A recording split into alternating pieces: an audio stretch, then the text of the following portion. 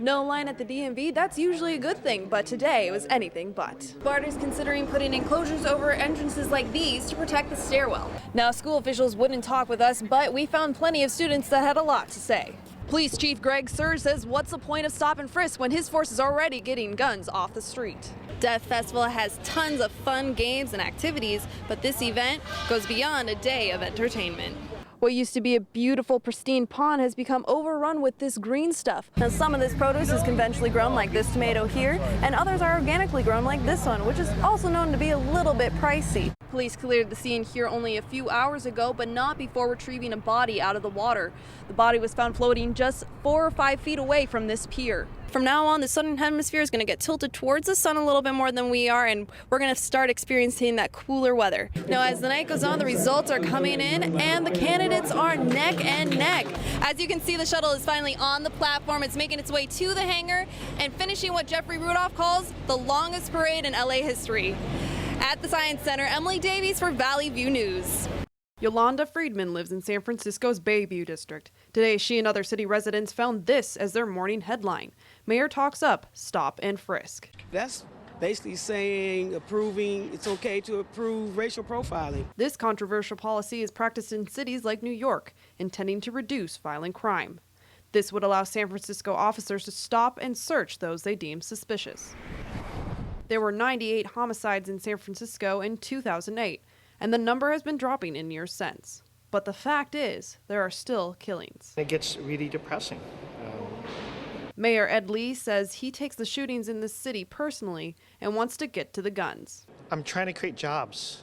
You can't get a job to a dead kid. And it's happening too often. But stop and frisk in San Francisco, some say no. Police Chief Greg Surge says what's the point of stop and frisk when his force is already getting guns off the street? I don't think it's broken here in San Francisco. We do it right. We search based on reasonable suspicion. We have the trust of the community. We intend to maintain that trust, and we intend to get a handle on this gun violence. These are guns his team recently confiscated. He says he's willing to discuss stop and frisk, but his team is showing progress, with homicides already down 10% from this time last year. Legal director of the ACLU Northern California, Alan Schlosser, says he's surprised Lee, a former civil rights lawyer, would even consider the policy. It's as shocking and troublesome as if he announced that he was going to adopt the Arizona Show Me Your Papers law. Schlosser says stop and frisk would be a step toward racial profiling. In San Francisco's Bayview, Emily Davies, KTVU, Channel 2 News. You may have thought seeing a space shuttle atop a Boeing 747 was an impressive sight. It was, but the second part of its homecoming trip is on a different level, street level. Around 2 in the morning at LAX, it starts making its way out of the airport, through city streets to its permanent home at the California Science Center. Despite the early hours, people crowded the sidewalks to catch a glimpse of history. There's a lot of people that are missing this because they're sleeping, but they should be here, and it's great because this is like history. It's history, and we're part of it. The shuttle's wingspan is as long as a tennis court. Add a half court to that, and you have just short of its body length. It took 9 months of planning to remove signs, trees, and other obstructions, as well as fortifying streets to take the weight of Endeavor. On top of that, the shuttle can only move at most 2 miles an hour, taking it nearly 6 hours to reach its first stop here in Inglewood. The venture has rung up quite a bill too, but donors like Linda Ocean and her late husband's foundation gave generously. It's my husband's love. Astronomy, space, travel, math, children, inspiration. It's everything that he loved rolled into one. The Science Center has received about half of its $200 million fundraising goal. This will pay for building the ship's temporary hangar and constructing a new permanent building. CSC's president Jeff Rudolph says the arduous trip is worth it. Kids wanting to become astronauts, wanting to study science, and that's what we're really in this for. Now, the shuttle Endeavor is just taking a little pit stop. It's going to stay here for about 9 hours before it gets back on its trip to the California Science Center. In LA, Emily Davies for Valley View News. It wakes you up in the morning, that's for sure. San Francisco BART riders like David Schwabe are getting a good whiff of pools of human waste sitting in escalated machinery at the Civic Center station. Homeless people can be found throughout the station and with limited public restroom facilities. BART spokesman Jim Allison says they sometimes get desperate. There are people who sometimes go into the escalator wells, stairwells, and sleep there. they have nowhere else to go apparently, or feel they have nowhere else to go. And sometimes, of course, they go to the bathroom. The grates at the bottom of the escalators are not sealed, and the waste simply slips through and piles up.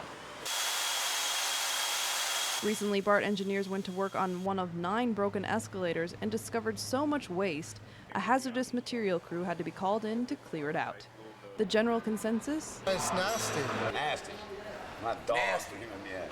Police say they have difficulty stopping this because offenders must be caught in the act in order for them to give a ticket.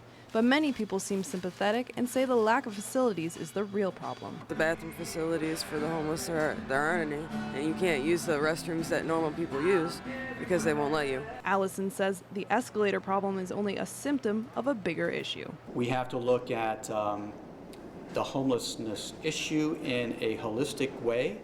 It's not a BART-only problem, but BART needs to be at the table to look at solutions. BART is considering putting enclosures over entrances like these to protect the stairwell. In San Francisco, Emily Davies, KTVU, Channel 2 News. CSUN has one of the largest study programs in the nation for deaf and hard of hearing students. I've had the chance to learn some sign language from my own deaf friends on campus, so I decided to go to LA City Hall. That's where people celebrated Deaf Awareness Month for what they call Deaf Festival. The CSUN women's soccer team captures its first Big West Conference title. Emily Davies is going to tell us all about it and more. Hey, Emily. Hey, Mark. Yeah, that's right. The Lakers went into the game against Detroit Pistons looking for their first win of the season. Early in the first, Kobe on the fast break with a little shake and bake to put the Lakers up by 6. He messed around and nearly got a triple-double with 15 points, 7 rebounds, and 8 assists. World peace up the court to Darius Morris, the lob to Dwight Howard, and boom shakalaka. Midway through the third, Blake to Howard, and rest in peace, rim and net. Howard finished the game with 28 points and 7 rebounds. The Lakers went on to win 108-79.